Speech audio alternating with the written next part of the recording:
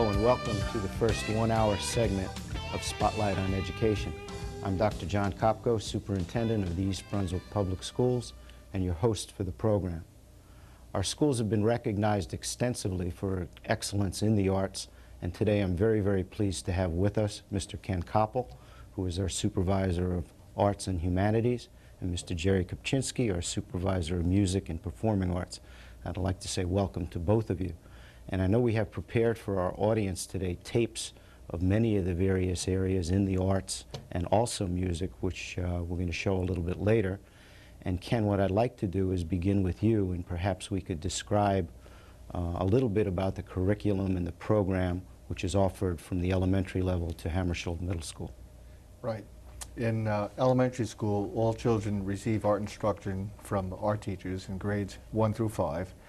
And in grades 1 and 2 and 3, they receive art for half year twice a week, and the other half once a week. They dovetail that with music. It's interesting when the children come to school in art, they really look forward to it because, as you know, almost all kids enjoy art experiences from the time they begin to crawl and walk. They draw with sticks and sand and in mud, and they use crayons sometimes on the walls of homes. But in any case, we look forward to working with the children because they have a lot of imagination and expression. We tap into that at the lower grade levels.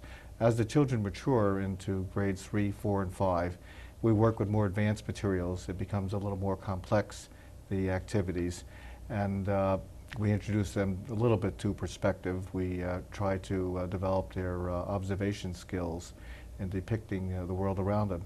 And we begin to talk about art with children, meaning that we show examples of prints and works of artists, and the children begin to look at each other's work and to criticize and examine and critique their work. We continue this into Hammarskjold School, except there we have a cycle program, which means that the children receive art every day for 1 quarter of the year in grade 6, and the same is true in grade 7, 1 quarter again every day.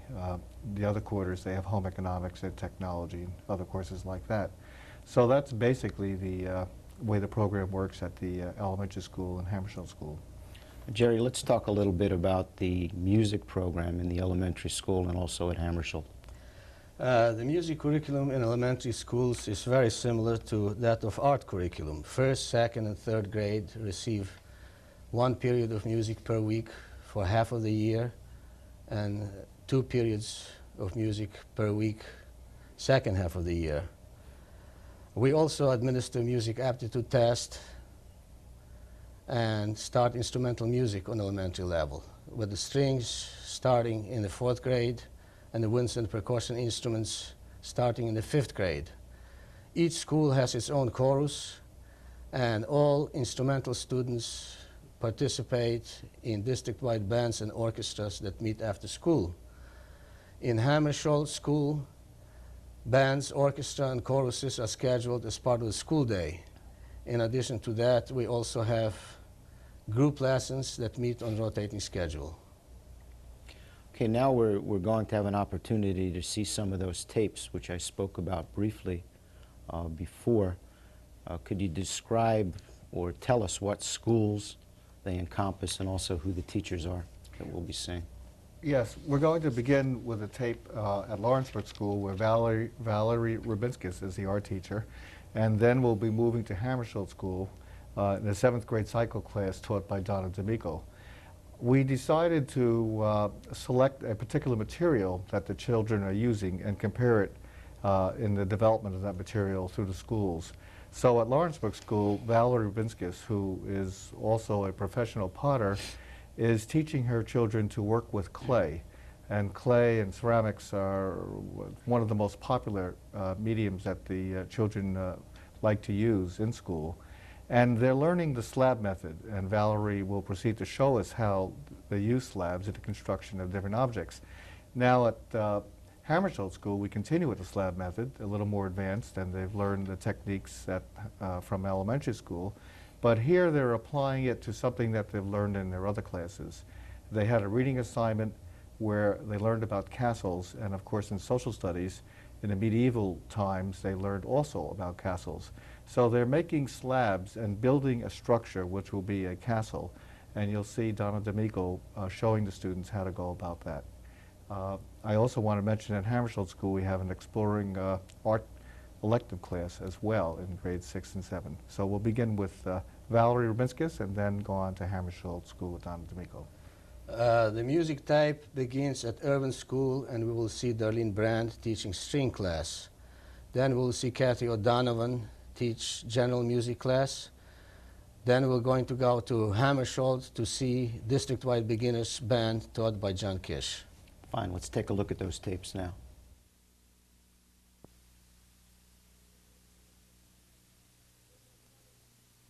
Boys and girls, you know that we had discussed making some clay mugs, all right? And what we're going to do today is start the clay mug. We're going to start it by first making a cylinder out of clay, all right? And to do the cylinder, we have to roll out a slab of clay. Now, I'm going to be doing this on the table. You're going to have to do this on the floor because it creates a lot of noise. I will give you a chunk of clay, about this size, all right? And what we have to do is take this chunk of clay and flatten it out. Now, a slab of clay is like a pancake, a big, flat area. There's a slab of concrete. The school is built on a slab of concrete. Bacon comes in a big chunk. That's called a slab of bacon. All right, it's any low, long, flat piece. Now, you'll see the noise I was talking about. Now, this is the same technique that pizza pie makers use. They're taking dough and expanding it. And every time I'm throwing this down, it's stretching the clay out. See what's happening? Wider, flatter. Okay, now, if you're not successful doing that, we also have rolling pins.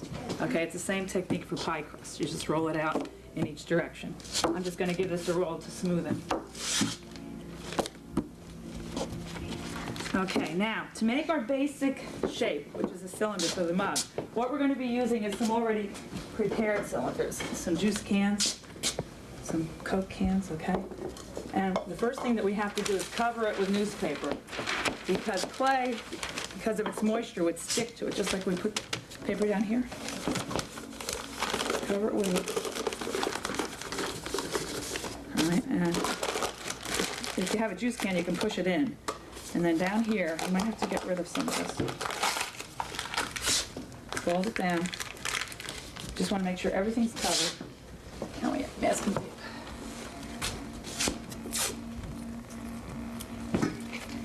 Just secure it with a piece of tape. Okay.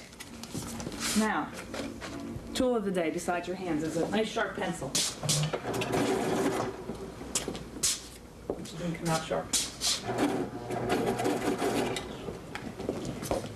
Okay, now we're going to take this slab of clay and roll out a piece of clay the length. I'm going to show you what I mean. We're going to mark it out, and I'm going to roll the can down, mark it out, roll the can down. Now I can use my eye on those marks.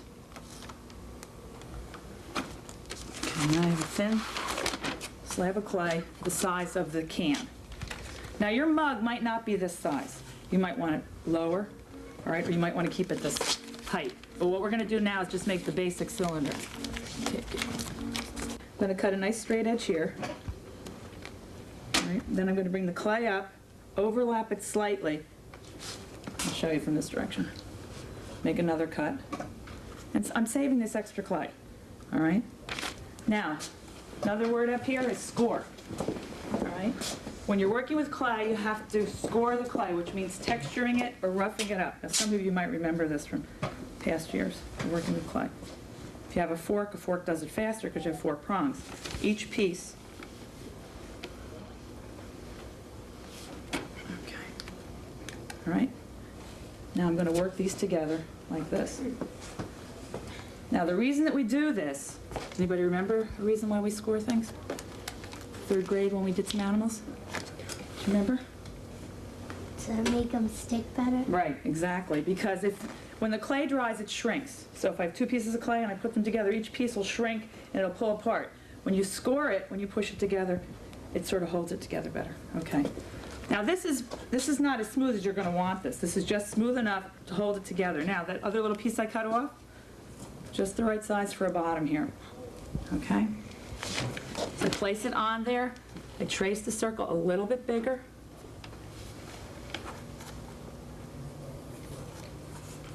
Okay, I lift it off, and again, I have to score the clay.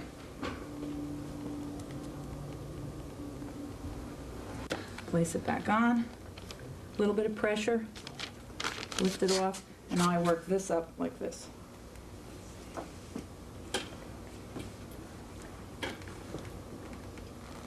Okay. Now this is your basic shape for your mug. The only thing that's missing is a handle. All right. Now there's different ways that you can do handles. You can take the rest of your clay as a slab and fashion a handle out of this. Okay, the mug would be here. You could re-wedge some of this clay. Now when I say re-wedge it, it's working it back together again so that you don't have any air pockets in it. And then you could use this, roll it out into a coil, and fashion a handle out of this. All right?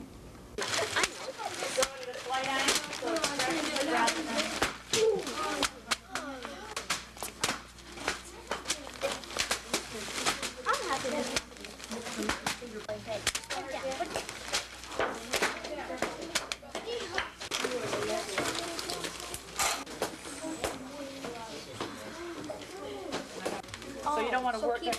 Yeah, as long as it's smoothed over and it's holding together, that's what's important. Now, what you need to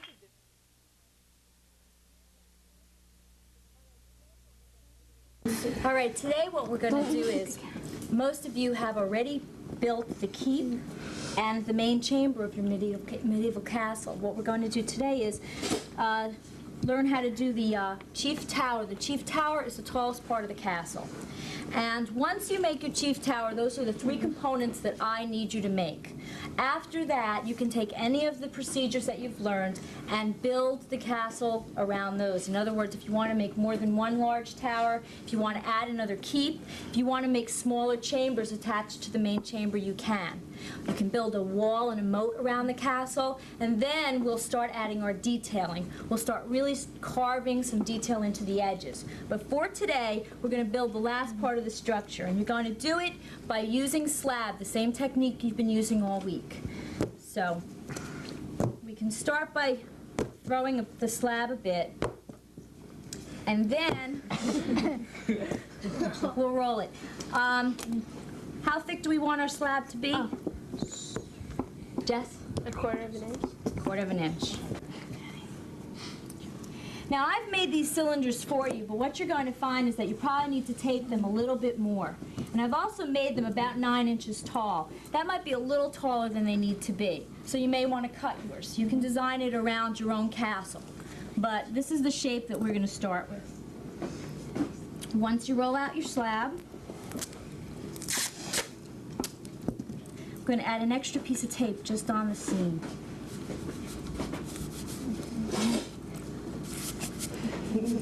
And now, I'm going to roll. Knife. Seth, my co-pilot. Right there. I'm going to cut real close, and try to cut it straight at the edge. Now remember with the keep that it came out to be much wider than the roll that you used. That's why I've made this cylinder quite thin, because it's going to end up being wider. And now I'm just carefully rolling it around what's called my armature, and then cutting it off at the edge. What do I do next? You tell me. Oh. Scott. You have to scorn it, and then you have to slip it. Okay. The $1 million word, score and slip. So I'm going to take, you've got forks today to use for this. This works a little bit better. Take your fork, score both sides where the clay joins.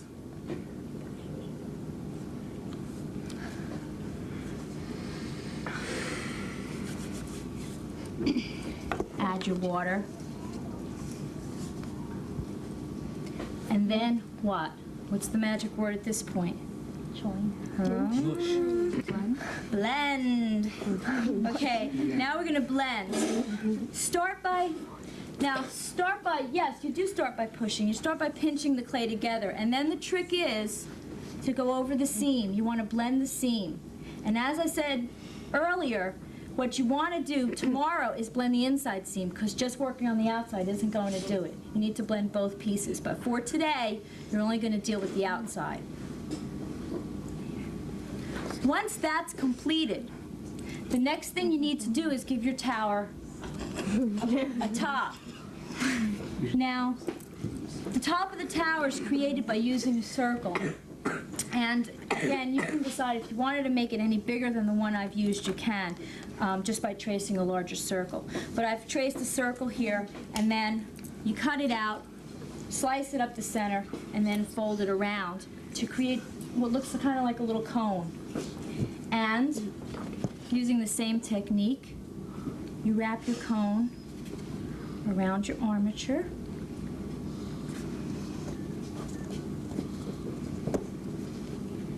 And cut.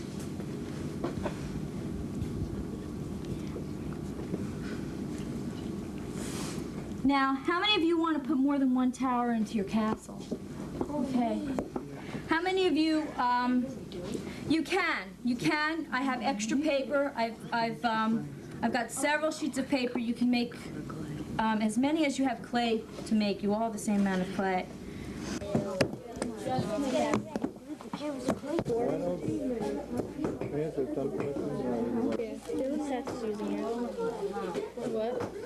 Just draw them right in, and then go a little deeper each time until you finally break through the wall. And then you can carve it out and then smooth around it. That's a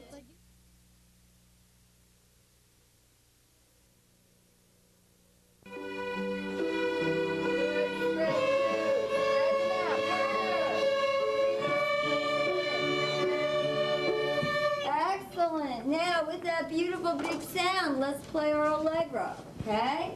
First, do it on E. Exercise on E first. Spread your two. Spread that two out, because it's even got to be higher on E, right? Wrist down.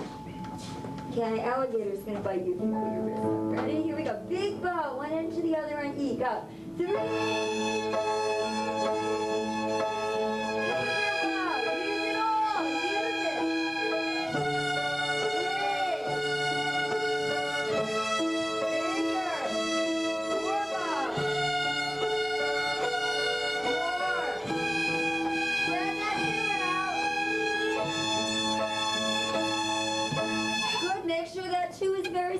Now, let's do our Allegro, and every time we do it, let's put that 2 finger very stretched, okay? Ready? Here we go. Big bow. Big stretch 2 fingers. And big bow. Big. Stretch that 2. Bring it down. Good, okay? What happens on lift bow? Look.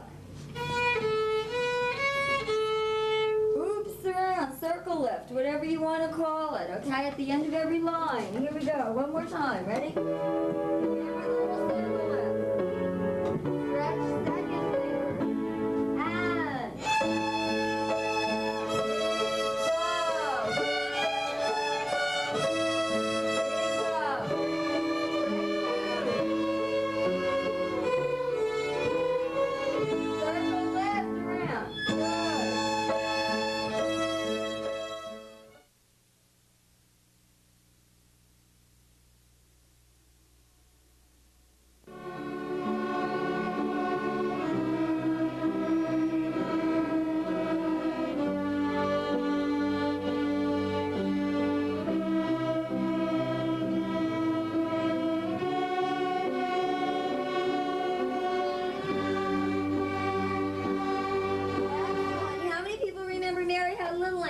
And bows, okay?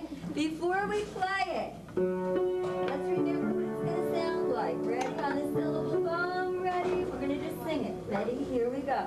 Bum, bum, bum, bum, bum, bum, bum, bum, bum, bum. Here comes the high one. Bum, bum, bum,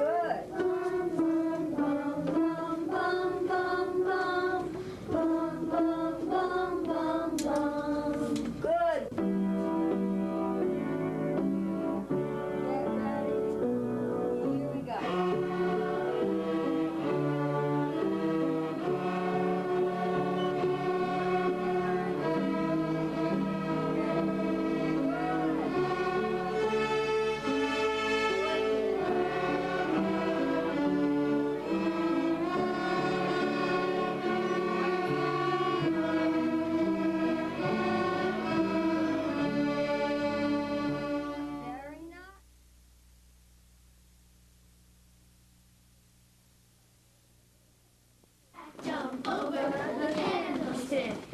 Face the other way and move. Jack, be nimble, and Jack, be quick.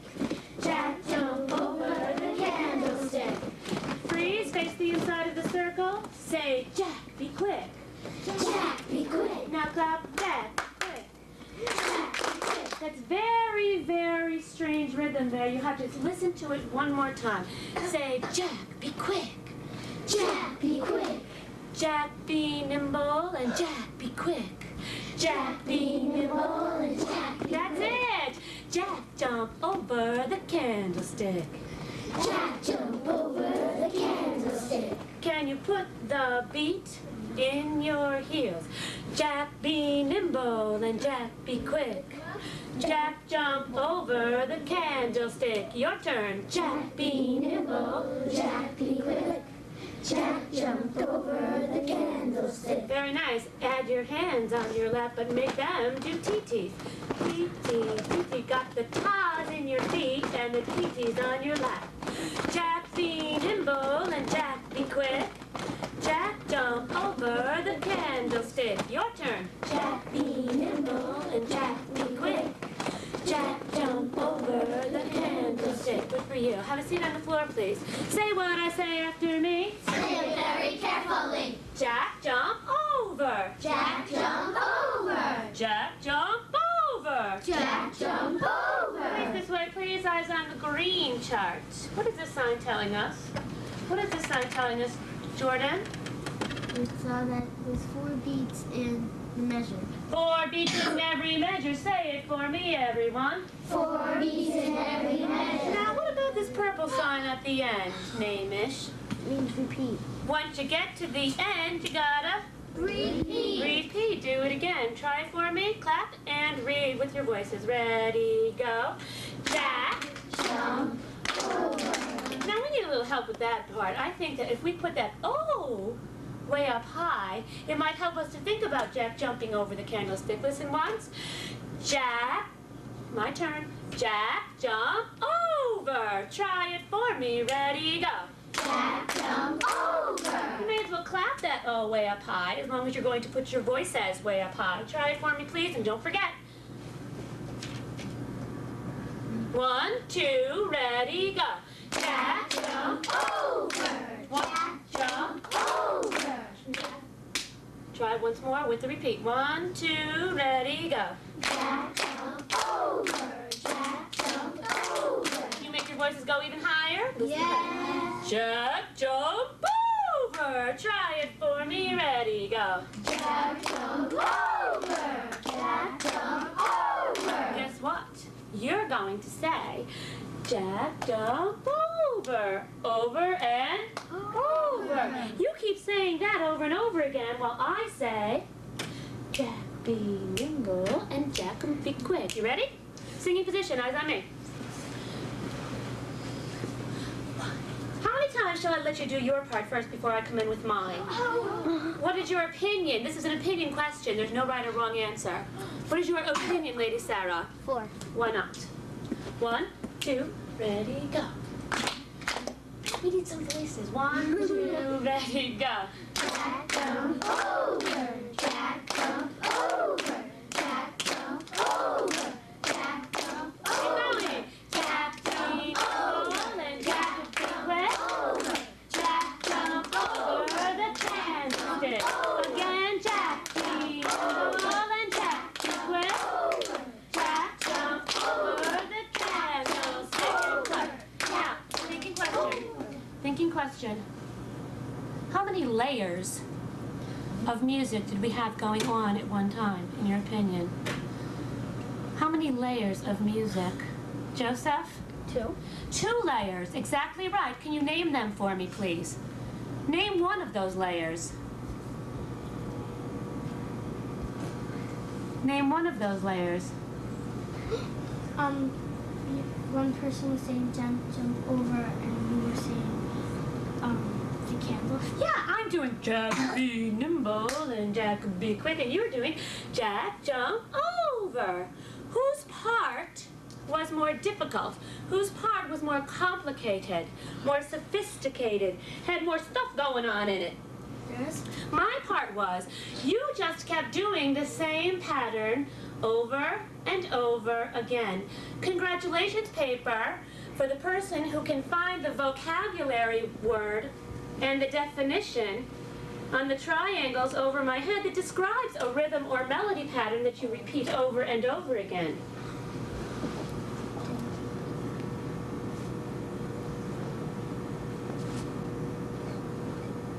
Look for it. A rhythm or melody pattern that repeats over and over again. John. Ostinato. Excellent answer. Ostinato. Say it, everybody. Ostinato. Ostinato. Read it for me.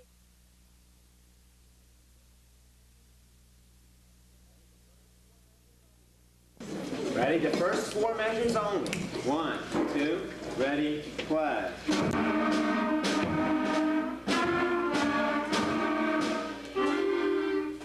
First four measures only. 1, 2, ready, play.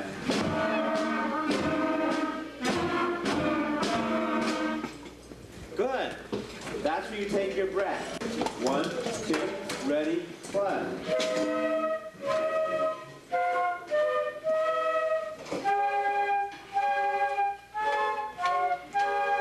Trumpets. 1, 2, ready, play.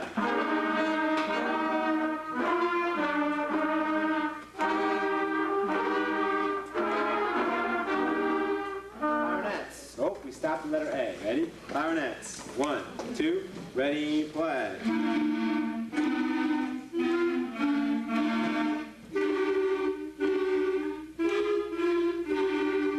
Drums. Being patient back there. 1, 2, ready, play.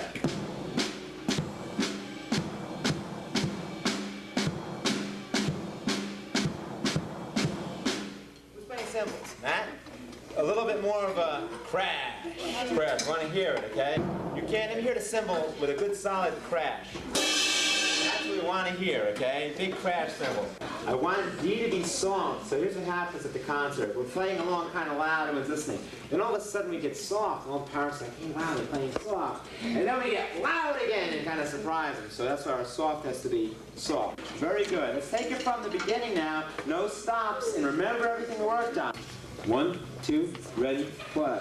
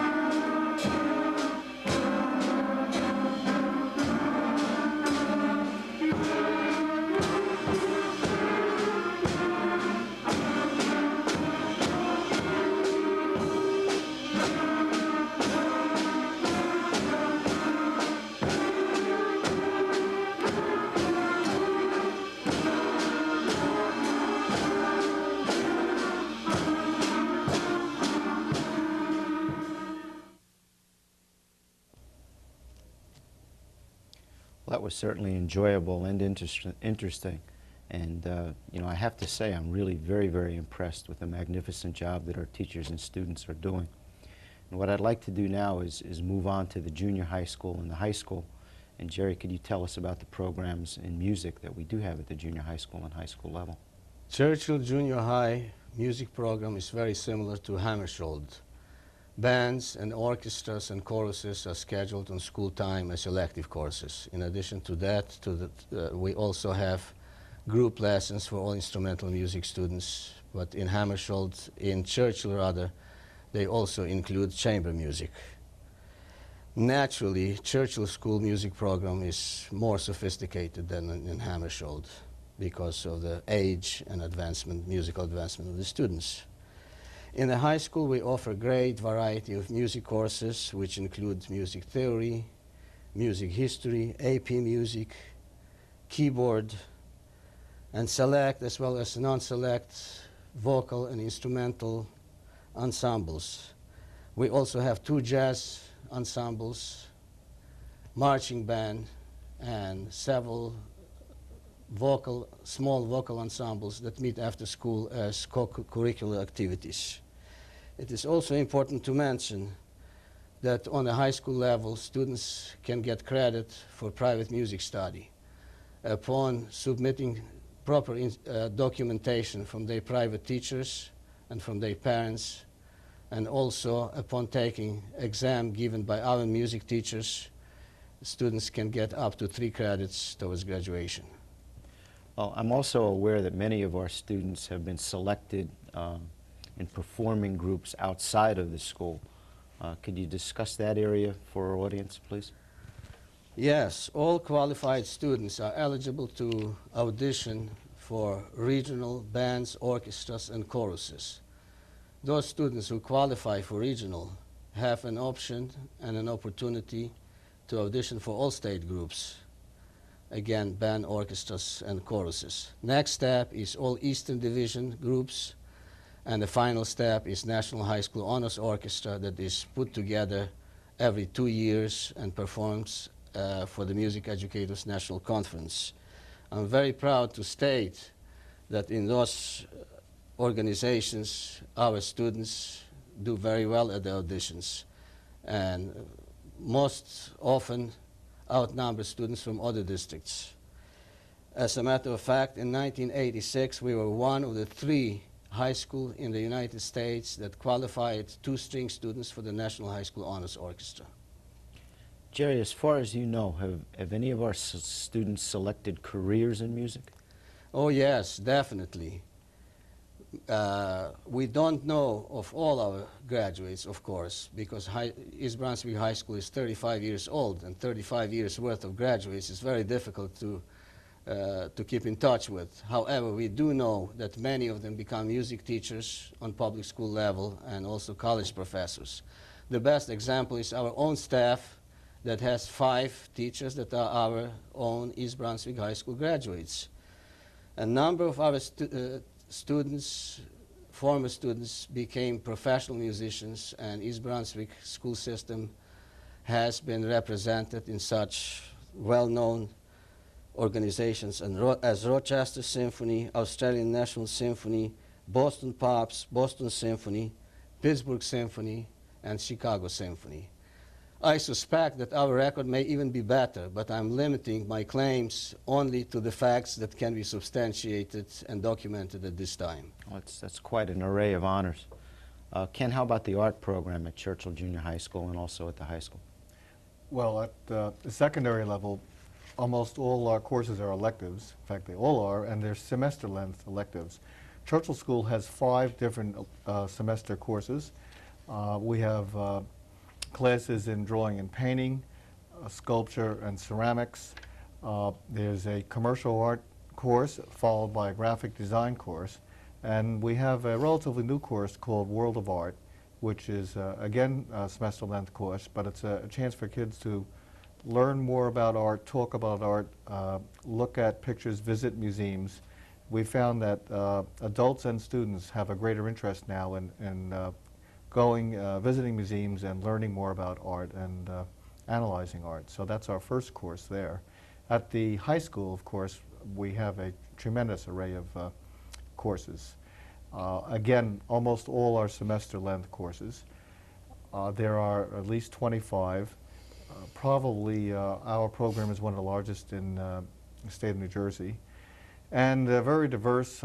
Just to name a few, we have courses in ceramics, in photography, drawing and painting, illustration, airbrush, metal, jewelry, commercial art, graphic design. In other words, a large variety of offerings, but we also have some more unique courses. One of which is the History of Modern Art, which is a quarter elective. Another course would be the AP Art History, Advanced Placement Art History. We have the largest art history advanced placement program in New Jersey with 80 students enrolled, and that's a very interesting year-long course. And finally, we have a team taught course called Humanities, which is a 12th grade elective Again, it's a year-long.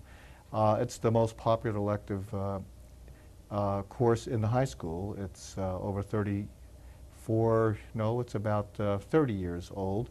And each year, almost half the senior class selects that course, and that deals again with literature and the arts.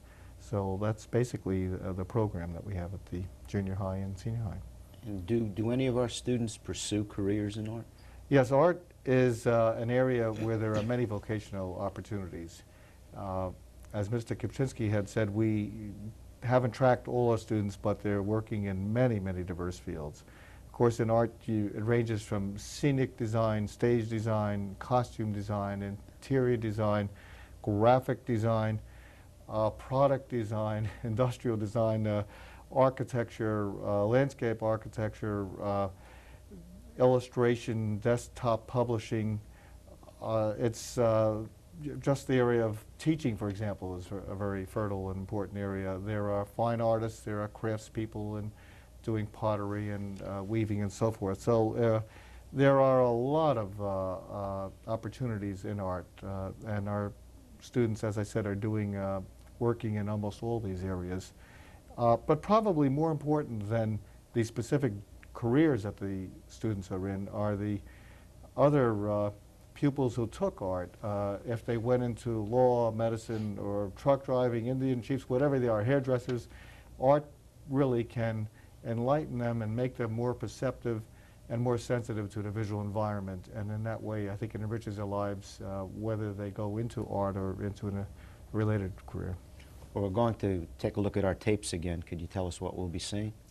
Yes, we're going to now look at the high school level and continue first with ceramics and clay, as we saw before. We were looking at that. Now we'll look at a more advanced class taught by Bill Marsh at the high school, and there'll be more variety in that class. And then we're going to look at another unique class we offer, airbrush, and that's taught by Judith Koppel. And we will also be seeing the humanities class taught by Janet Koenig, and advanced placement art history, which is taught again by Bill Marsh. And finally, we'll wrap it up, I think, with Paul Burek, who teaches illustration. And in music? Then we'll go directly to music classes, and first we're going to see Werner Whitlock conducting combined band and wind ensemble. These classes usually rehearse separately. However, since they are going to perform together at the spring concert, we put them together thinking that it would be interesting for the viewers to see them perform in this fashion. Then we're going to see orchestra rehearsal conducted by Gordon Tedeschi, and finally we're going to see chorus class taught by Dennis Boyle. Great, we'll see those tapes right now.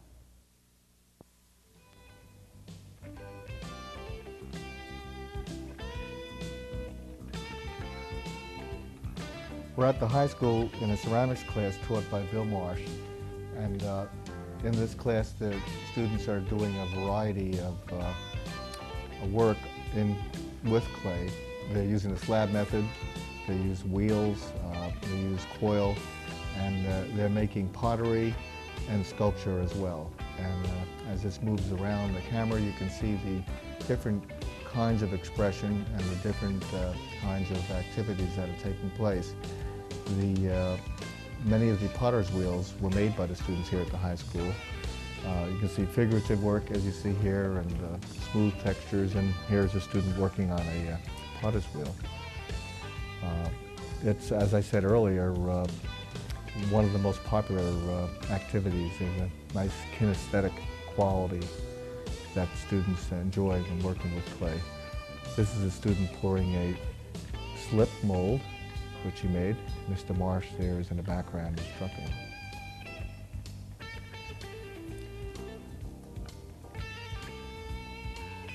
Our most popular art elective at the high school is airbrush. It's one of the areas that students are particularly interested in today. And the airbrush is just what it says. It's a way of propelling paint with air. And instead of using hairs, you actually are painting with the molecules of paint being propelled.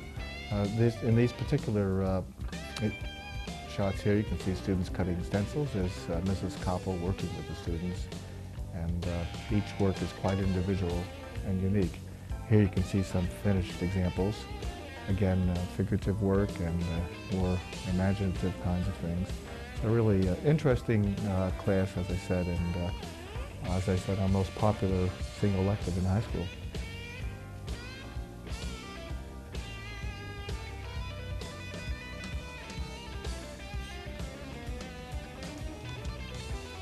The illustration class is a more advanced drawing and painting class, and here students are working in a variety of media and different drawing materials and painting materials.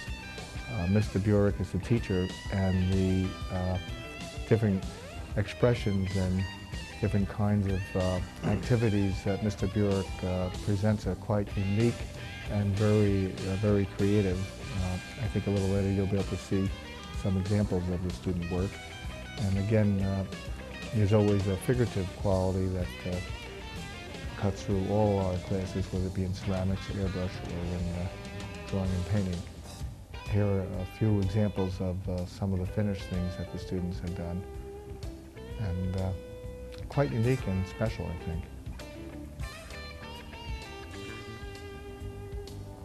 It's Mr. Burek.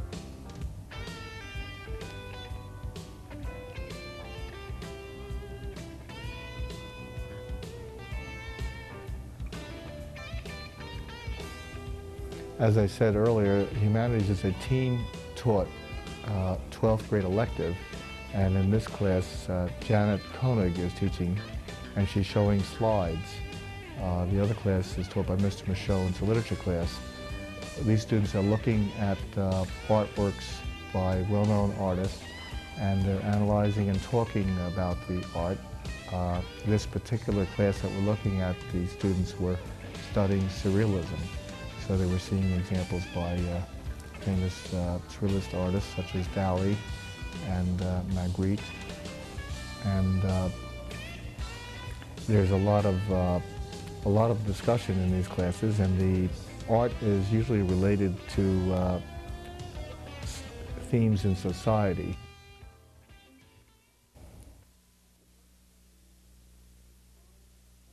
The first thing you want to do is find a classicizing example anywhere from the 5th century BC, classical, early classical, up to the 19th century. In other words, an example of some art historical work that is in some way demonstrating classicizing elements as we discussed it with the lecture. Now that's either classical Greece or Roman examples, of influence are being demonstrated by this work. Now some people went right to the Greek classical with things like Diskopoulos and used that silhouette. In other words, the picture, the sculpture in some way has to be recognizingly demonstrating classicizing influences. Okay? Now, in 6th period, Robert Donatello chose painting by Raphael, okay, the School of Athens. The example itself, first of all, by Raphael, is classicizing. He's working in that high Renaissance period when the artists are focusing on a kind of Neoplatonic rebirth. Okay? And he chooses for his example the School of Athens, and he puts in the School of Athens the classical philosophers, Aristotle, Plato, and then he includes others. And they're from different periods. But the architecture, the philosophers, the mathematicians are all from that period of Greece that is classical. Okay? So, a very good choice. Now you recognize the architecture, you recognize the composition. Now Robert is taking, on the one side, what he feels are businessmen that exemplify the classical ideal, striving for perfection and like that. On the other side, entertainers.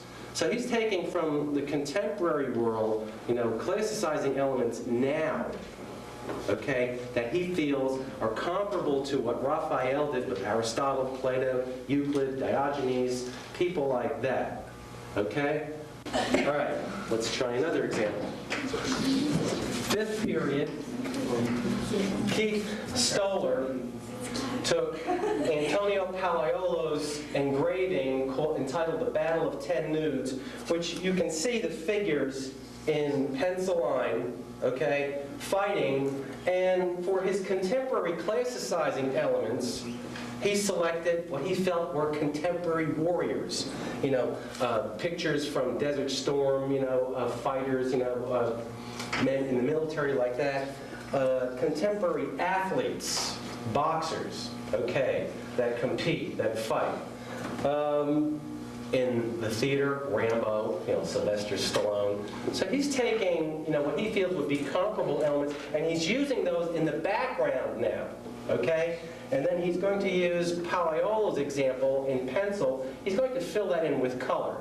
So his classicizing example will be solid or silhouetted in color, and his contemporary classicizing elements will be, you know, the collage cutouts in the background. He's also getting into words, you know, particular words that begin to suggest, you know, the idea contemporarily that Palaiolo was trying to get into in the 16th century.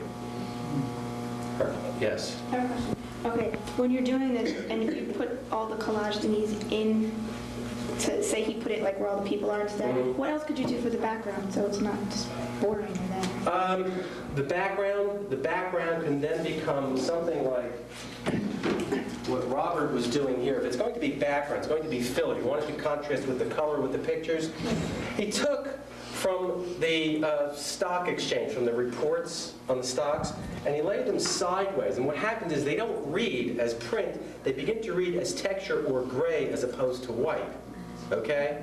Now, to make things easier, in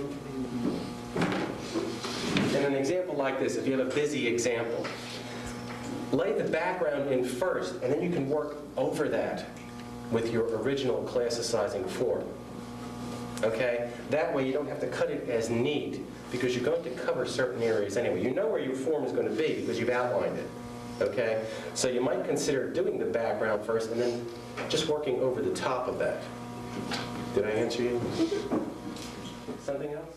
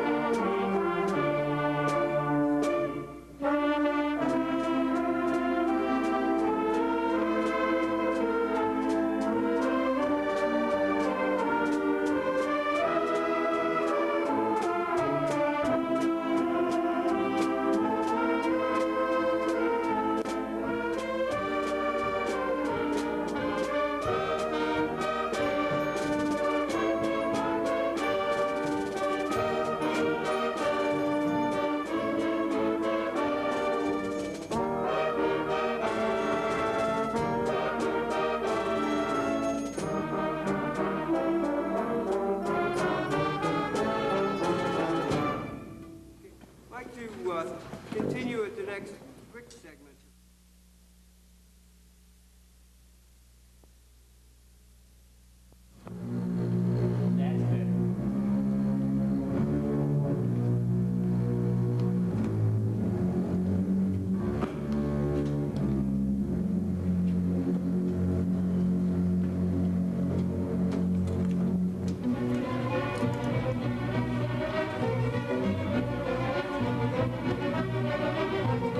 Nito ang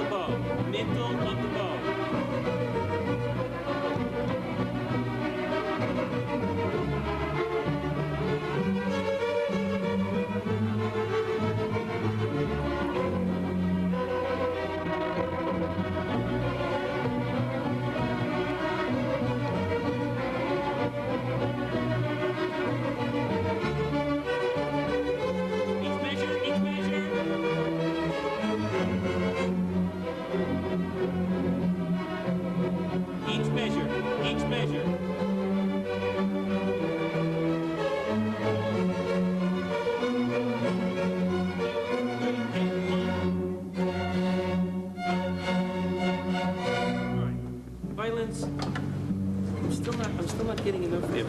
All right, and C, the bowing before C, 3 measures before C, just the violins. Here we go, just the violins, 3 before C. 1, 2, 3. Again, 3 before C, okay? It'll work out down, up, the first quarter note, 2 before C, or A, I'm sorry, A, all right? A or C, which is it? A, okay? We'll wind up O, C, all right? And then it's up, down again. Here we go. 1, 2, 3. 1, 2, up. And again, more top note in the seconds. Again, 1, 2, 3. Down, up, down. But in the back, some of us are holding the quarter notes too long. Again. 2, 3. 1, 2, 3. 2. Everybody, 2, 3. 3 before. C or A, whatever it is. C. Right. Should cross that T. Here we go. 3 before C. 1, 2, 3.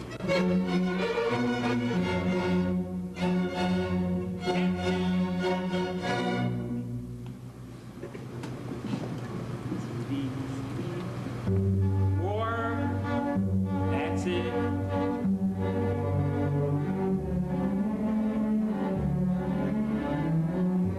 Let it ring, let it ring.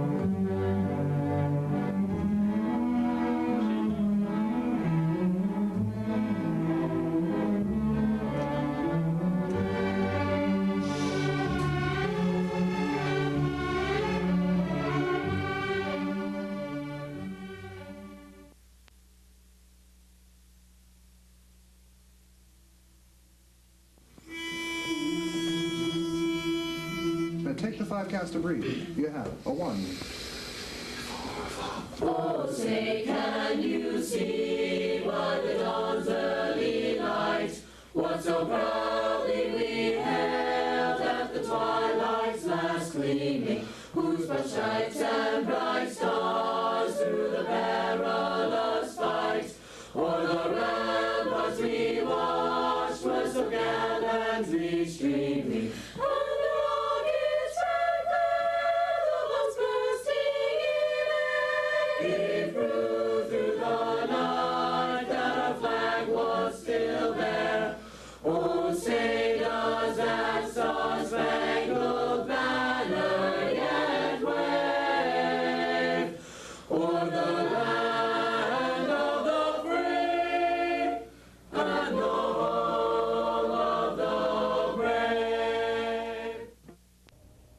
That was certainly a very, very impressive display of talent in our school district, and I know I speak on behalf of the entire community of East Brunswick and also the East Brunswick Public Schools when I say how proud we are of the accomplishments and the achievements that our students exhibit in both the arts and music as well.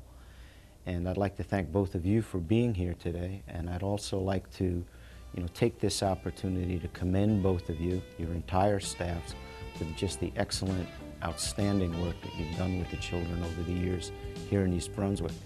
And it is really through, both Ken Koppel's leadership and Jerry Kupchynsky's leadership that has made East Brunswick so excellent in the arts. And as you're well aware, it's all part of our motto, excellence in academics, athletics, and the arts.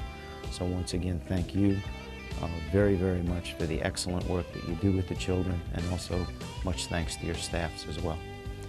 To the audience, I'd like to say thank you very, very much for watching, and we hope that you'll be back with us again next month for our final edition this school year of Spotlight on Education, where we will be doing an entire review of the happenings of this past year. Once again, thanks for watching.